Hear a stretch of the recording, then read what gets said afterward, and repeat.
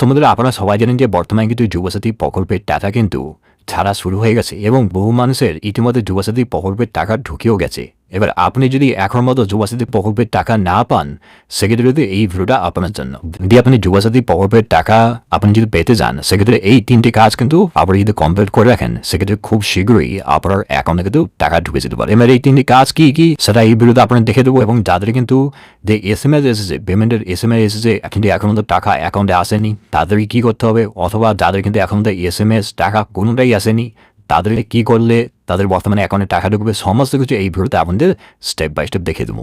অনেকেই যদি এখন জানে না যে তাদের টাকাটা কেন আসছে না, কেন অ্যাকাউন্টে ঢুকছে না, বা তাদের টাকাটা এখন মতো কোথায় আটকে রয়েছে, অথবা অনেকে কিন্তু টাকা ছেড়ে দিয়েছে কিন্তু অ্যাকাউন্টে ঢুকছে না। এবার কোথায় প্রবলেম হচ্ছে এবং কোন কাজটি করলে আপনার প্রবলেমটা সলভ হয়ে যাবে এবং খুব শীঘ্রই আপনার অ্যাকাউন্টে টাকা ঢুকে যাবে, সেটা কিন্তু এই ভিডিওতে আপনাদের জানিয়ে দেবো। তো সেই জন্য এই 3টি কাজ যদি আপনি কমপ্লিট করে রাখেন, সেক্ষেত্রে খুব শীঘ্রই কিন্তু আপনার অ্যাকাউন্টে টাকা কিন্তু ঢুকে যেতে পারে। তো সেই জন্য প্রথম থেকে শেষ পর্যন্ত অবশ্যই দেখবেন মনোর সহকারে, এবং আমাদের চ্যানেলে প্রথমবার ভিজিট করে থাকলে আমাদের চ্যানেলটিকে সাবস্ক্রাইব করে রাখুন এবং পাশে থেকে বেল আইকনটিকে অবশ্যই প্রেস করে রাখুন। তো চলুন আজকে ভিডিওটা শুরু করে যান। তো প্রথম যে কাজটা আপনার করতে হবে, তো সেটা হচ্ছে আপনি গুগলে যাবেন। গুগলে যাওয়ার পর এখানে সার্চ করবেন যে NPCI লিখে সার্চ করবেন।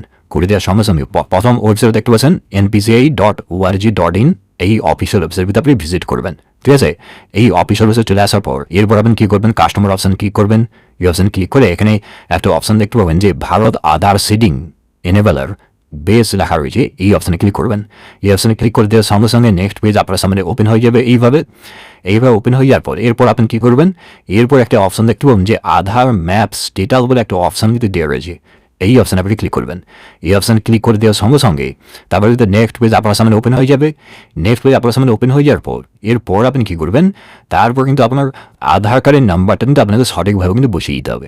সেই জন্য এই অপশানে ক্লিক করে দেওয়ার সঙ্গে সঙ্গে নেক্সট পেজ আপনার সামনে ওপেন হয়ে গেল।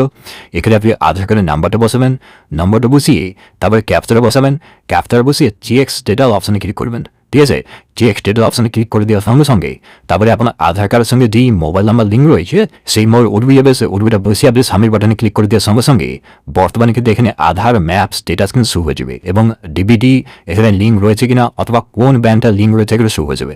এবার অনেকে বলতে পারে যে এটা চেক করা মানে কি, দেখুন বর্তমানে যুবসাথী প্রকল্পের টাকা যে ডিবিটি মাধ্যমে কিন্তু প্রোভাইড করা হয়, অর্থাৎ আপনার আধার এনপিসির সঙ্গে যেই ব্যাংকটা লিঙ্ক রয়েছে সেই ব্যাংকে যদি টাকা পাঠানো হয়। এবার যদি আপনার আধার এনপিসির সঙ্গে কোনো রকম যদি ব্যাংক লিঙ্ক না থাকে, সেক্ষেত্রে কিন্তু আপনার টাকা কিন্তু ঢুকবে না। সেই জন্য সবাই অবশ্যই একবার এসে একবার চেক করে নেবেন যে এখানে আপনার আধার এনপিসির সঙ্গে কোন ব্যাংকটা লিঙ্ক রয়েছে, অবশ্যই চেক করে নেবেন। এবার যদি কোনো রকম ব্যাংক লিঙ্ক না থাকে, সেক্ষেত্রে যত তাড়াতাড়ি সম্ভব আধার এনপিসির সঙ্গে আপনার ব্যাংকটাকে তো লিঙ্ক করে নেবেন, অথবা যেই ব্যাংকটা লিঙ্ক রয়েছে সেটা যদি আপনি যুবসাথী প্রকল্পে জমা না দিয়ে থাকেন, সেক্ষেত্রে যুবসাথী প্রকল্পে যেই ব্যাংকটা জমা দিয়েছেন সেই ব্যাংকটাকে আপনি লিঙ্কটা করে নেবেন। ঠিক আছে, তো প্রথম গেল এই কাজটা আপনি করে নেবেন সবাই।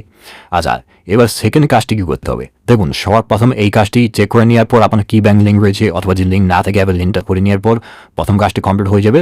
সেকেন্ড কাজ আপনি কী করতে হবে, সেকেন্ড কাজটা করার জন্য ফোনটা করে আপনি গুগলে যাবেন। গুগলে যাওয়ার পর এখানে কি এটা সার্চ করবেন, এখানে লিখবেন যে WBIFMS লিখে সার্চ করবেন। করে দেওয়ার সঙ্গে সঙ্গে দেখতে পাচ্ছেন যে WBIFMS পোর্টাল কিন্তু আপনার সামনে এইভাবে ওপেন হয়ে গেল। এই পোর্টালে আপনি ক্লিক করবেন, এখানে ক্লিক করে দেওয়ার সঙ্গে সঙ্গে এই পোর্টালটা কিন্তু আপনার সামনে ওপেন হয়ে যাবে। ঠিক আছে, এই পোর্টাল দিয়ে আপনার সামনে ওপেন হয়ে যাওয়ার পর এরপর আপনি কী করবেন, এখানে অপশন দেখতে পাচ্ছেন একটি যে নো ইউর পেমেন্ট স্ট্যাটাস, এই অপশানে ক্লিক করবেন। ঠিক আছে, এই অপশানে ক্লিক করে দেওয়ার সঙ্গে সঙ্গে নেক্সট পেজ কিন্তু আপনার সামনে ওপেন হয়ে যাবে। হয়ে যাওয়ার পর তারপর আপনি কী করবেন, তারপর কিন্তু এখানে আপনার মোবাইল নাম্বার বসিয়ে আপনাকে স্ট্যাটাস চেক করতে হবে। এবার অনেকে বলবে যে এই স্ট্যাটাসটা কেন চেক করা হচ্ছে, দেখুন বর্তমানে আপনারা সবাই জানেন যে যুবসাথী প্রকল্পের যে টাকাটা সেটা কিন্তু যে ব্লক ট্রেজারি থেকে পাঠানো হয়। এবার ব্লক ট্রেজারি থেকে আপনার যুবসাথী প্রকল্পের টাকা পাঠানো হয়েছে কিনা সেটা কিন্তু এখান থেকে চেক করতে পারবেন। এখানে আপনারা মোবাইল নাম্বার বসিয়ে দেবেন, যেই মোবাইল নাম্বারটা যুবসাথী প্রকল্পে দিয়েছেন সেই মোবাইল নাম্বার বসিয়ে জেনারেল ওটিপি বাটনে ক্লিক করে দেওয়ার সঙ্গে সঙ্গে আপনার মোবাইল নাম্বার ওটিপি যাবে, সেই ওটিপিটা বসে সাবমিট বাটনে ক্লিক করবেন।